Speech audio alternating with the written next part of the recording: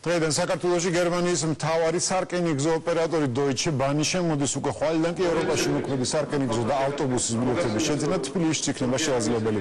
უმსხვილესი სარკინიგზო კომპანიის პარტნიორი Georgian Service Agency კომპანიის წარმომადგენლობის პრეზენტაციას თბილისის მერი დაესწრო. ეს არის კარგი და გაიაფების შესაძლებლობა ისევ როგორც ჩამოსულმა ტურისტმა შეამციროს ხარჯები აქ ჩამოსვლის, ასევე ჩვენმა მოქალაქემ, რომელიც გადაწყვეტს ევროპაში გამგზავრებას. როცა ტურიზმის განვითარებაზე ვსაუბრობთ, ერთ-ერთი პრობლემა სწორედ ეს არის, რომ მგზავრობის ხარჯი ევროპიდან აქეთ არის საკმაოდ მაღალი.